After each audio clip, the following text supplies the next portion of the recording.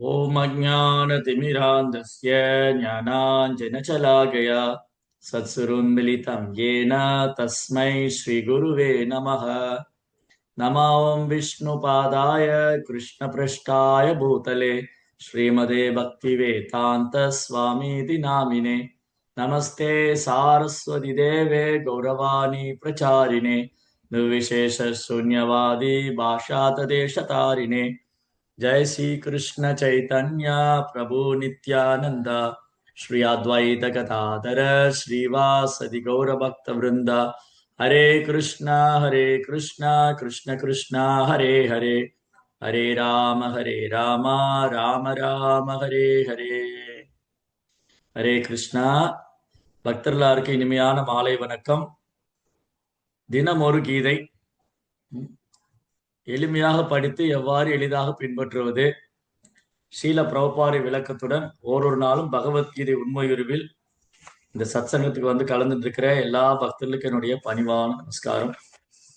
இன்னைக்கு பகவத்கீதையினுடைய முதலாம் அத்தியாயம் குருக்ஷேத்திர போர்க்களத்தில் படைகளை கவனித்தல். இன்னைக்கு படிக்கிற ஸ்லோகம் 23 மற்றும் 24.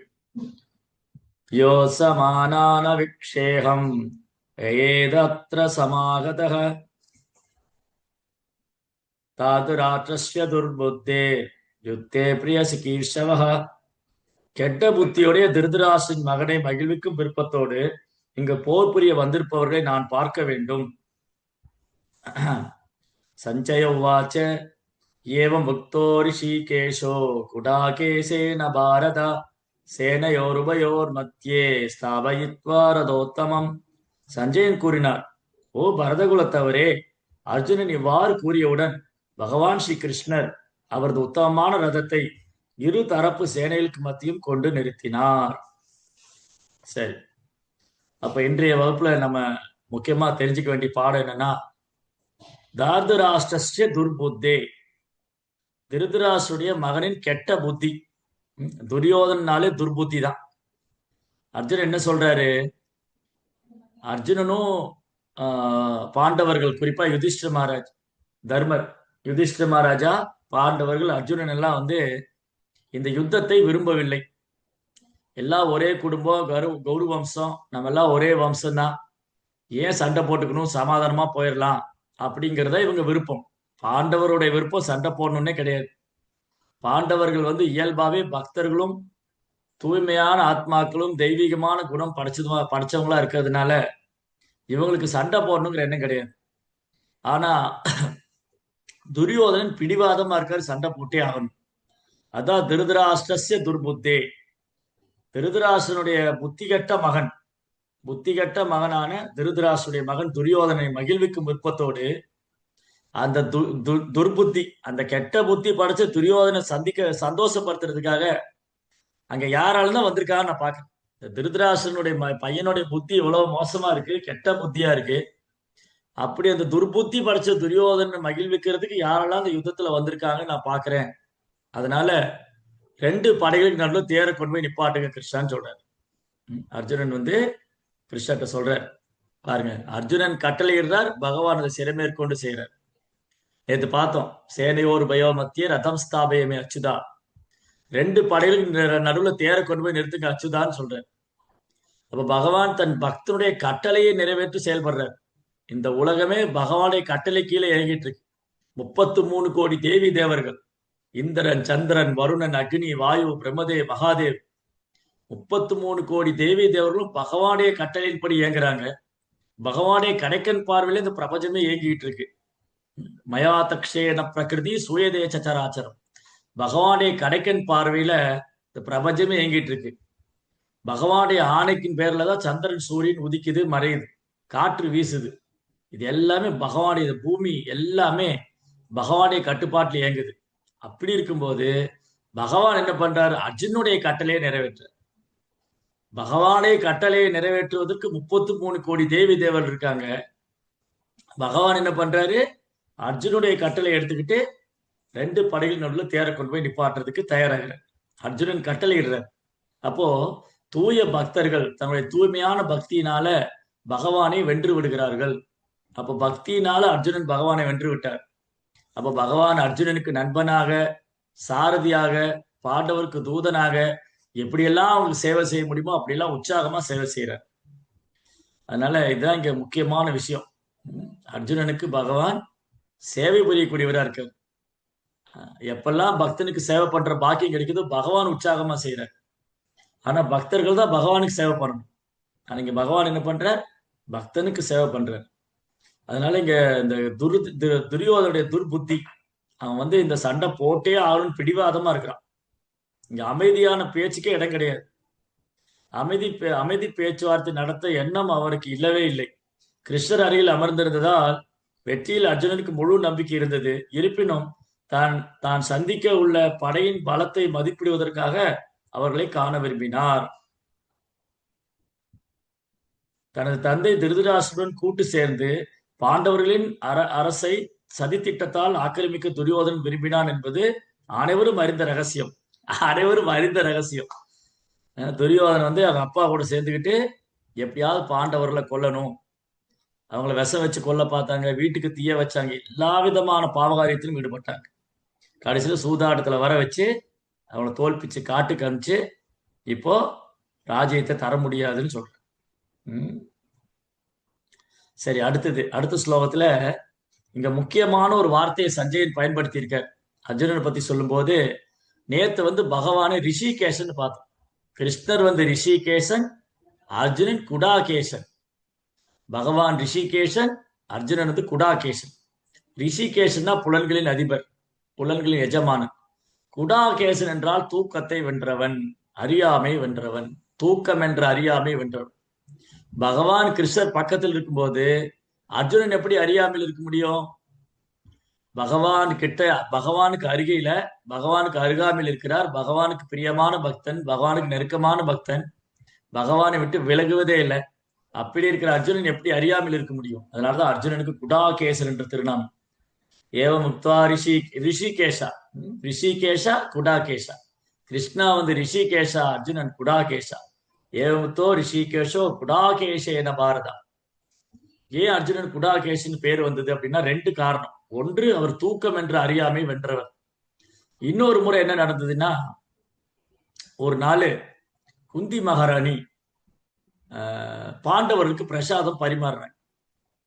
எப்பவுமே குந்தி மகாராணி என்ன பண்ணுவாங்க, பாண்டவர்களுக்கு பீமனை தவிர அர்ஜுனன், யுதிஷ்டிரர், தர்மர், நகுலன், சகதேவர்.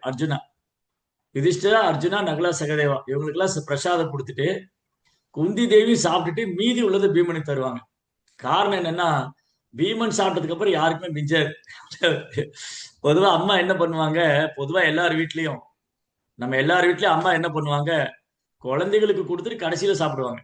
குழந்தைகள் எல்லாம் சாப்பிட வச்சு, எல்லா பையனும் சாப்பிட வச்சு, போதுங்கிற அளவுக்கு சாப்பிட வச்சுட்டு கடைசியில என்ன மீதி இருக்கோ அம்மா சாப்பிடுவாங்க. சிலப்போ பழைய சாதம், தயிர் சாதம், மோர் சாதம், ரச சாதம், பசங்களுக்கெல்லாம் இட்லி தோசையெல்லாம் சுட்டு கொடுத்துருவாங்க.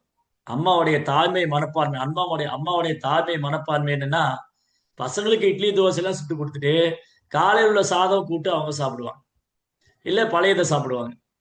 ஆனா குந்தி தேவி வாழ்க்கையில அப்படி தலைகீழ நடக்கும். காரணம் என்னன்னா, குந்தி தேவி பசங்களுக்கு கொடுத்துட்டு சாப்பிடலான்னா அவனுக்கு ஒன்றும் மிஞ்சாது. காரணம், பீமா எல்லாத்தையும் சாப்பிடுவார். பீமனுக்கு கொடுத்துட்டு சாப்பிடலான்னு நினைச்சா குந்தி தேவி பட்னி இருக்க வேண்டியதுதான். அதனால குந்தி தேவி என்ன பண்ணுவாங்க, மற்ற 4 பசங்களுக்கு கொடுத்துட்டு குந்தி தேவி சாப்பிட்டுட்டு கடைசியா பீமனுக்கு தருவாங்க.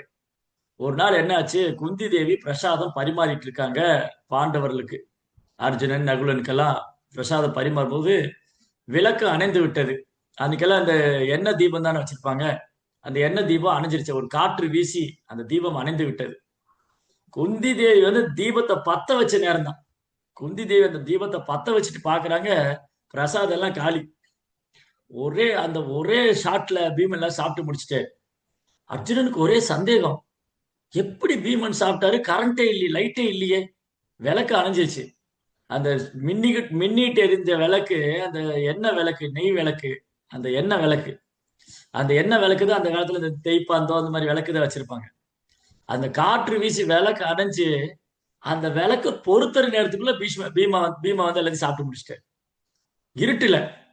இப்ப அர்ஜுனனுக்கு ஒரே சந்தேகம், எப்படி பீமன் கண்டுபிடிச்சா எங்கெங்க பதார்த்தத்துல எந்தெந்த பானையில சாப்பாடு இருந்தது, இந்த இருட்டு வேலையில எப்படி சாப்பிட முடிஞ்சது? அர்ஜுனனுக்கு பெரிய சந்தேகம். அப்ப வியாசர்ட்ட கேட்கிறார் அர்ஜுனன், வியாசதேவர்ட்ட. வியாசதேவனுக்கு பெரிய சந்தேகம். என்ன அர்ஜுனன், இந்த விளக்கு இல்லாத நேரத்துல பீமன் எப்படி சாப்பிட முடிஞ்சது? பானைகள்லாம் எங்க இருந்தது? பிரசாதம் எங்க இருந்தது? அவர் ஒரு பக்கம் உட்கார்ந்து இருந்தாரு, நாங்க எல்லாம் சாப்பிட்டுக்கிட்டு இருந்தோம். விளக்கு அணைஞ்சது, அவ்வளவுதான். என் அம்மா விளக்கு பருத்திட்டு பாக்குறாங்க, ஒன்னையும் காணும், எல்லாம் சாப்பிட்டு பிடிச்சிட்டாரு. அப்ப வியாசர் சொன்னாரு, அர்ஜுனா, பீமன் அந்த பிரசாதத்தை தியானம் செய்தார். அந்த பிரசாதத்தை கண்ணை மூடி தியானம் செஞ்ச உடனே எந்தெந்த பானை எங்க இருக்கிறது அவர் சுலபமா தன்னுடைய மெடிடேஷன்லயே கண்டுபிடிச்சு சாப்பிட்டார்.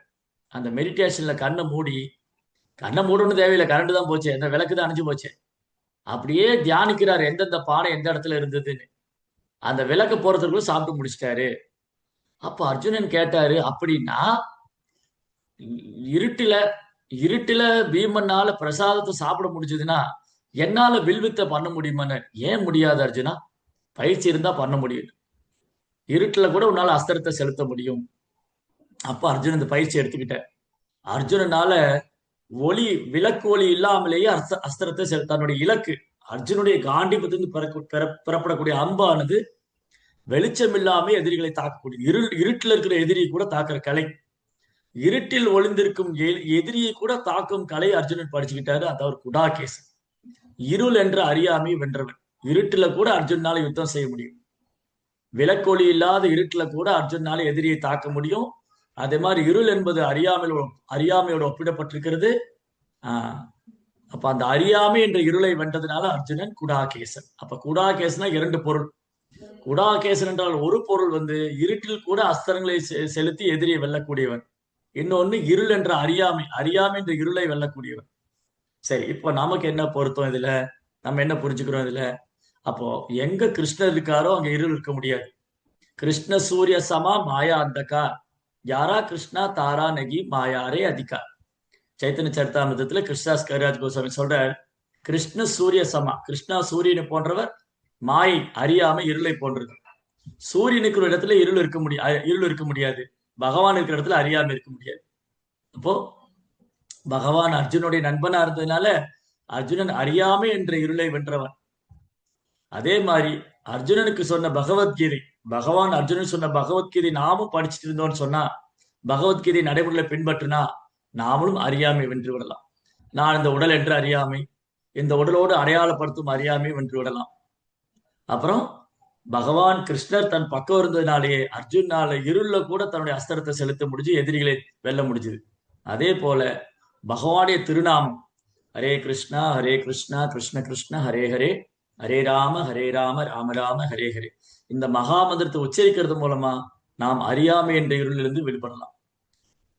உண்மையான பக்தி, தூய பக்தி அல்லது உண்மையான நிலை, நான் கிருஷ்ணனுடைய சேவகன் என்ற தளத்துக்கு நம்ம உயர்த்தப்படலாம்.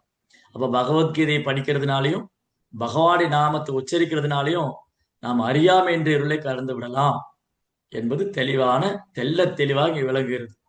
அதனால அர்ஜுனன் குடாகேசன் என்று அழைக்கப்படுகிறார். நம் புலன்களை கிருஷ்ணருடைய சேவையில் ஈடுபடுத்துறதுனால நம் புலன்கள் தூய்மையடையும். நம்முடைய புலன்களை கிருஷ்ணாவுடைய சேவையில் ஈடுபடுத்தினா புலன்கள் தூய்மையடையும். நம் பகவானுடைய நாமத்தை உச்சரித்தால் நாம் அறியாமையிலிருந்து விடுபடும். அதனால ரிஷிகேஷன் குடாகேசன். எங்க பகவானும் அவர் தூய பக்தர் இருக்காரோ அங்க வெற்றி. தோல்விங்கிற பேச்சுக்கு இடம் கிடையாது, அறியாமை என்ற பேச்சுக்கு இடம் கிடையாது. அதனால இன்னைக்கு நம்ம இந்த ரெண்டு பாடம் கத்துக்கிட்டோம். ரிஷிகேஷா குடாகேஷா. புலன்களை தூய்மை செய்பவர், புலன்களை வழிநடத்துபவர், புலன்களின் எஜமானன் குடாகேசன். அறியாமை என்ற இருளை வென்ற அர்ஜுனன். ரிஷிகேசன் பகவான். இப்ப பகவானின் பக்தனையும் நம் தாமரை திருப்பாதங்களை நாம் பற்றி கொள்வோமேயானால், பகவானது திருவடியும் பக்தருடைய திருவடியும் பற்றி கொண்டால் நாமும் அறியாமை என்ற இருளை கடந்து விடலாம். ஆன்மீக குருடைய கருணையால, பகவானுடைய கருணையால, நமக்கு குருவோடைய கருணையால பகவான் நாம ரூபத்துல கிடைச்சிருக்கார். கலியுகத்துல பகவான் நாம ரூபத்துல இருக்கார். கிருஷ்ணர் நாம ரூபத்தில் இருக்கார். ஹரே கிருஷ்ண கிருஷ்ண கிருஷ்ண ஹரே ஹரே, ஹரே ராம ராம ராம ஹரே ஹரே. அப்புறம் பகவத்கீதையுடைய கிருஷ்ணருடைய வார்த்தைகள், அவருடைய வேர்ட்ஸ். ஸோ பகவத்கீதையை பின்பற்ற வேண்டும், பகவான் நாமத்தை உச்சரிக்க வேண்டும். அப்புறம் நம்ம வாழ்க்கையில தோல்வி என்ற பேச்சுக்கே இடம் கிடையாது. ஹரே கிருஷ்ணா. जय श्रील प्रभुपाद की जय। ओके।